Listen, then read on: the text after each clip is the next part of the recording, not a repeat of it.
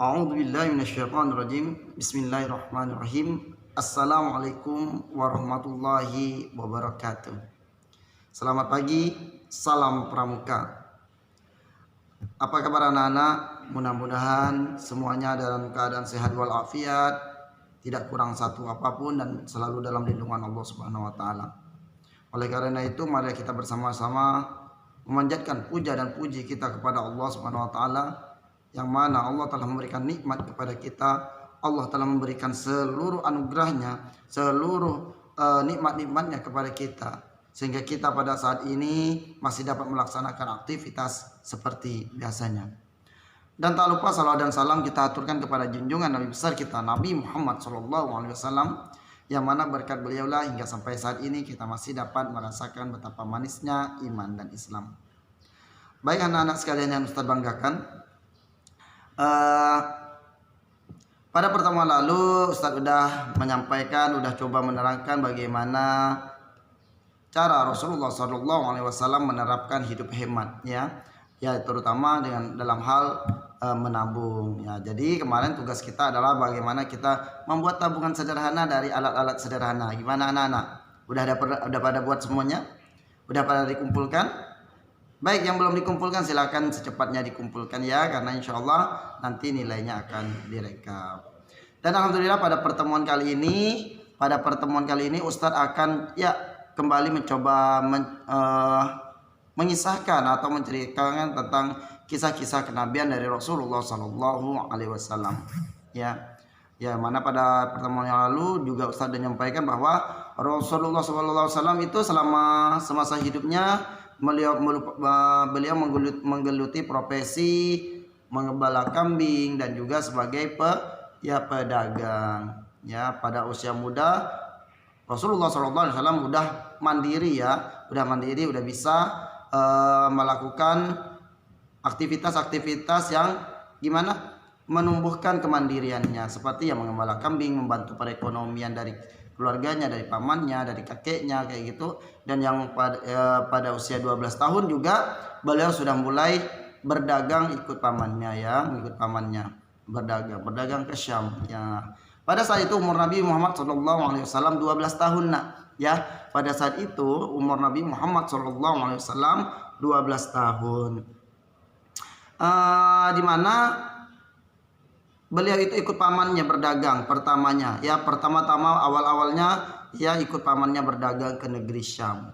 Di negeri Syam ini terjadi suatu peristiwa yang mungkin banyak kita sudah dengar, bahwa di mana ada seorang pendeta di negeri Syam ini yang sangat terkenal hebat, yang sangat terkenal kehebatannya, kekuatannya. Ini mengenal ciri-ciri kenabian dari Rasulullah SAW. Padahal memang pada saat itu Nabi Muhammad SAW pada usia 12 tahun belum diangkat oleh Allah Subhanahu Wa Taala menjadi nabi, belum diangkat menjadi Rasulullah, menjadi Rasul.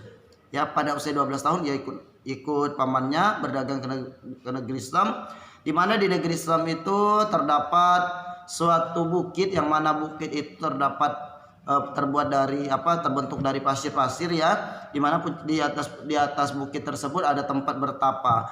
Tempat bertapanya tersebut adalah pada saat itu tempatnya bertapanya pendeta Buhairah. Pendeta Buhairah, pendeta yang sangat terkenal tadi, pendeta Buhairah. Pendeta Buhairah ini juga dikenal dengan Jujrit, namanya Jujrit, gitu. Di atas bukit pasir tersebutlah pendeta Buhairah melihat segerombolan pedagang-pedagang, kafilah-kafilah dengan untanya, ada yang berjalan kaki juga dan sebagainya, ngelihat. Tapi anehnya di mana dari kejauhan di atasnya itu terdapat seakan-akan awan yang sedang memayungi kafilah-kafilah tersebut. Semakin dekat awan tersebut mengikuti terus, memayungi, sehingga kafilah-kafilah tersebut merasa teduh, terutama pada Nabi Muhammad SAW merasa teduh. Kemudian setelah dekat, kemudian kafilah tersebut berhenti untuk beristirahat di suatu kali yang sangat yang mengering pada saat itu. Kemudian kejadian aneh kembali terjadi, yaitu pohon-pohon kemudian mulai rindang, kemudian memayungi Nabi Muhammad SAW. Dari situlah pendeta Buhairah berpikiran bahwa ada keistimewaan pada anak ini gitu. Ya, anak berusia 12 tahun ini, yaitu Nabi Muhammad SAW. Ada keistimewaan yang mana pendeta Buhairah ini pernah membaca kitab bahwa di dalam kitabnya tersebut akan datang suatu nabi terakhir untuk seluruh umat di dunia ini. Beliau berpendapat bahwa ada keistimewaan pada anak ini, pada anak usia 12 tahun ini.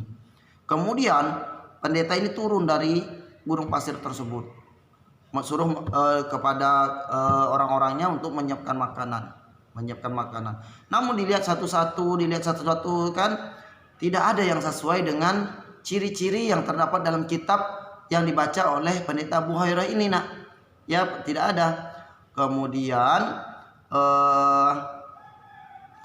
ditanyalah, kemudian selesai makan diperhatikan ya Nabi Muhammad ini oleh pendeta Buhairah tidak ada tanda-tanda kenabian, sehingga pada saat Nabi Muhammad berdiri mulailah tersingkap jubahnya, terdapatlah tanda kenabian pada pundak ya dari Nabi Muhammad SAW. Ya, disitulah kemudian singkat cerita bahwa pendeta Buhairah ini meyakini bahwa anak ini adalah yang termasuk yang dimaksud oleh kitab yang dibaca oleh pendeta ini. Ya, kemudian pendeta tersebut mendatangi paman Nabi, mengatakan berwasiat bahwa tolong jaga anak ini. Anak ini nanti akan bakal menjadi penerus nabi-nabi terdahulu yang akan membawa keselamatan bagi semesta alam, kayak gitu. Itu menurut pendeta mengatakan kepada paman Nabi Muhammad SAW. Nah, ini pada saat bertemunya bahwa pendeta Buhairah ini sudah tahu, nak, bahwa Nabi Muhammad SAW ini nanti akan menjadi nabi terakhir bagi umat manusia. Ya, mulai saat itulah mulai muncul tanda-tanda kenabian Nabi, sehingga Nabi Muhammad diangkat oleh Allah Subhanahu wa taala menjadi nabi dan rasul.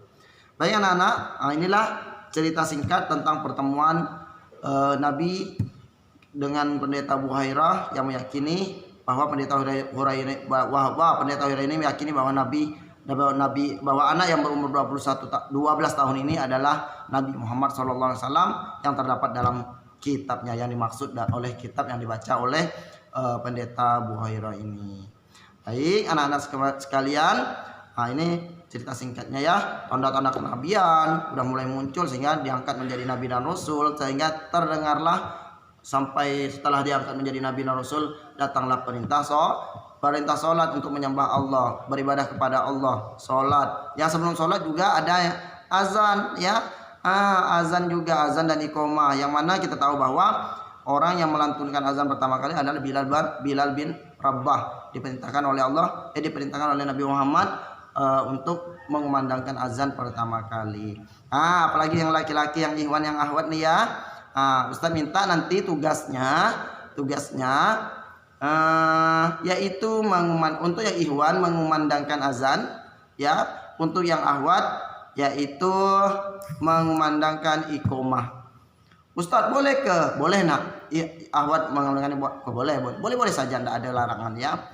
Silakan, boleh pakai nada apapun, boleh pakai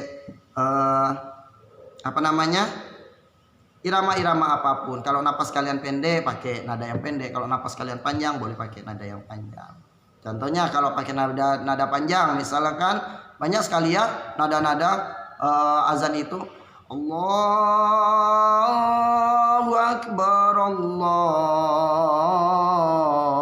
Akbar, boleh ya.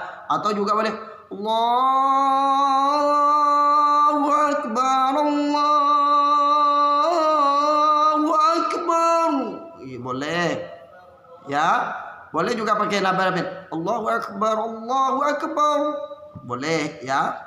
Serah, bebas mau pakai nada apa. Kalau iqamah ya seperti biasa, boleh juga pakai nada lain, Allahu Akbar, Asyhadu an la ilaha illallah. Asyhadu anna Muhammadar Rasulullah. Hayya 'alas shalah, hayya 'alal falah. Qad qamatis salatu, qad qamatis salah. Allahu akbar, Allahu akbar. La ilaha illallah. Boleh ya nak? Silakan banyak sekali referensi azan di YouTube ya, internet, silakan dicari. Oke, tidak ada apapun boleh. Untuk yang hewan sekali lagi tugasnya adalah mengumandangkan azan, yang ahwat tugasnya adalah mengumandangkan iqamah. Demikian dari Ustaz, mudah-mudahan bermanfaat. Wabillahi taufiq wal hidayah. Wassalamualaikum warahmatullahi wabarakatuh. Salam pramuka.